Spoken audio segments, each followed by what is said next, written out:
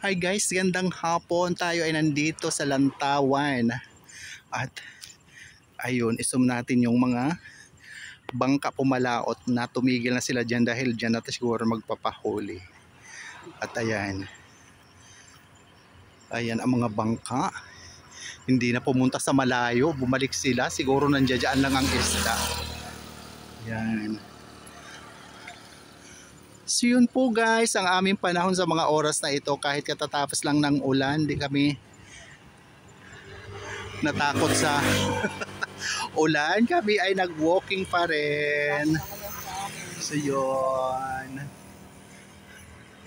Ayan po ang aming kapaligiran sa hapong ito na katatapos lang po ng ulan at kumukulog-kulog pa. Ayan. Dito pa rin kami sa Lantawan.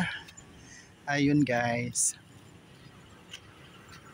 Ay nako, andyan nga ang isda wing. Hindi na sila lumayo. Ayan oh. Hindi na sila pumalayo. Sinundan na nila ang ano.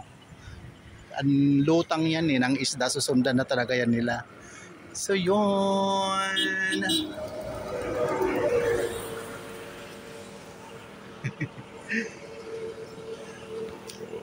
Gandang hapon sa atin lahat.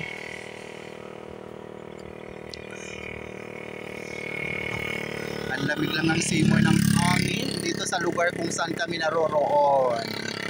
Ayan, overlooking tayo sa karagatan. Yun.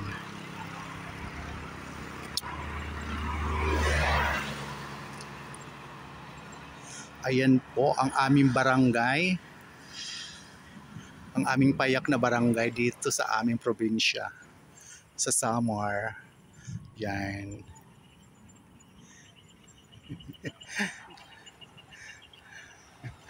Nako.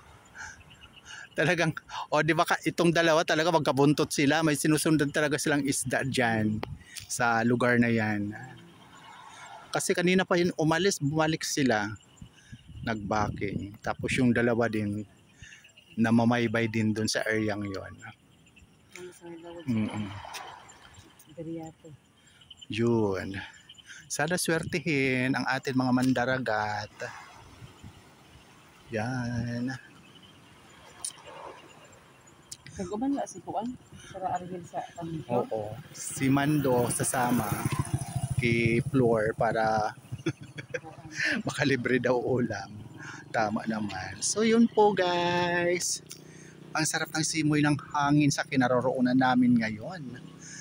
Dito sa aming pasyalanan, kung tawagin namin ay Lantawan. So yun, tara, akit tayo doon.